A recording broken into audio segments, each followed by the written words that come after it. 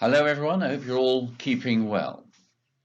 At OLA we make a great deal, quite rightly, of our foundress Catherine Macaulay, who was a really impressive and interesting person, and I've written quite often about her in my blogs, and we talk about her a lot in the school. Well, it was similar at the school I went to, which was also founded by a remarkable person, this time a Frenchman, a Breton, called Jean de Lamennais. And de Lamennais had been born in Brittany in the latter part of the 18th century and was greatly affected, like all French people at the time, by the French Revolution and its aftermath. And one thing he noticed was that in Brittany there was a great problem with juvenile delinquency amongst the youths of the area, and he wanted to do something about this. So, like Catherine Macaulay, he decided to found a religious congregation who would address the problem. And so he founded an order of brothers. And the unique thing about these brothers was that they went out into the small villages of Brittany to educate the young people. And this was something that hadn't really happened before, but these men gave up their lives to do this, and it resulted in a great upsurge of educational provision in this part of France. But later on, his order was expelled from France in the early part of the 20th century under the laws enacted at that time, and they came to England, where they founded my school.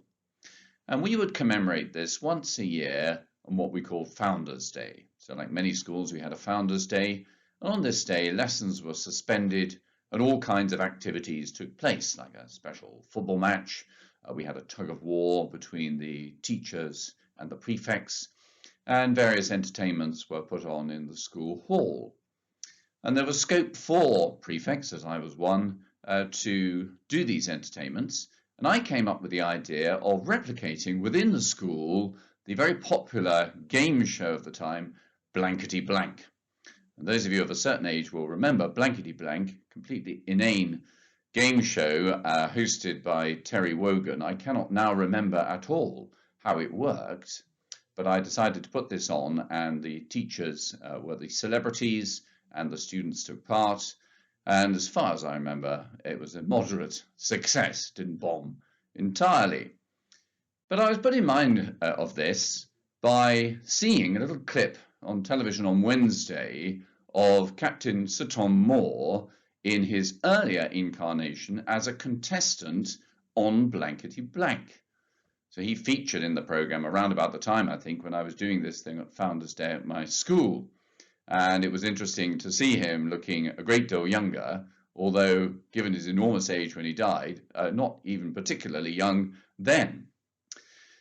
We spent a lot of time over the last couple of days reflecting on what it was that Sir Tom Moore did to bring people together. And I think the things that struck me, particularly in reading the many statements he has made over the last year, was his humility, his resilience, but particularly his optimism.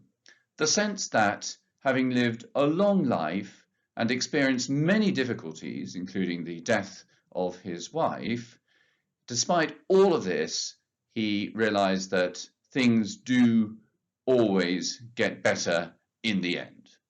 And he was able to use that wisdom to apply it to the many of us during the last lockdown and all the difficulties we've experienced through COVID, who perhaps couldn't see the light at the end of the tunnel. He was very much a light at the end of the tunnel man. And just to quote a few words, which I'm sure you've heard over the last few days, he said, "Where we've had problems before, we've overcome them, and we shall all overcome the same thing again. You've all got to remember that we will get through it in the end.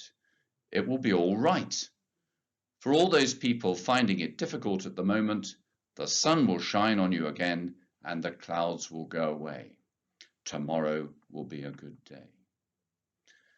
Now, we all know that tomorrow might not be a good day, but it's the attitude that counts.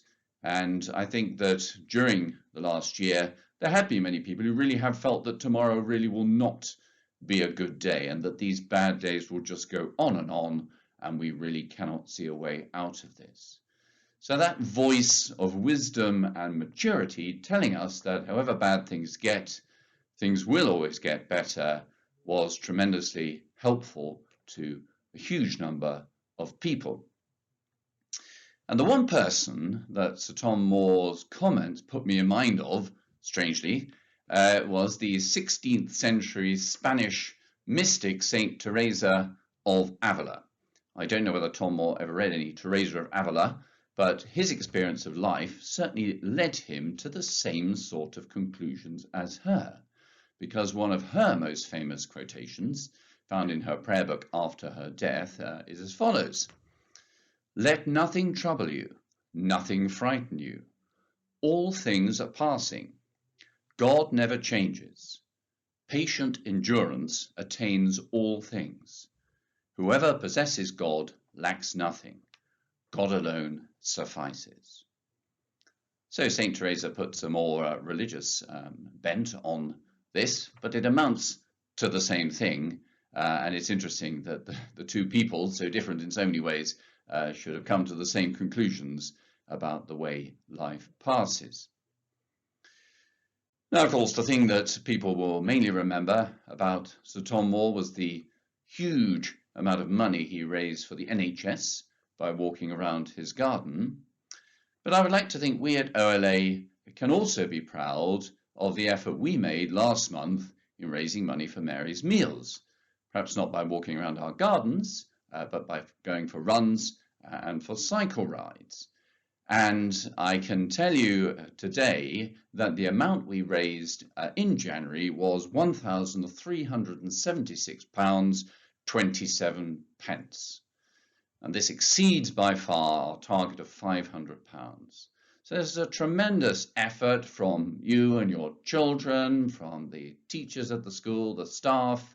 Everybody's put in a massive effort here. We've had many donations to Mary's Meals, and the government is going to double that. So really helping all those children who otherwise would not get a meal and would not therefore be able to be educated.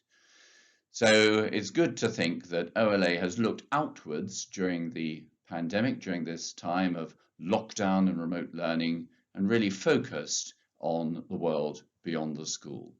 So thank you very much to all of you. I'm sure you, like me, are feeling relieved that we're now approaching the half-term break and that the noises appear to be getting more positive about a return to school in early March.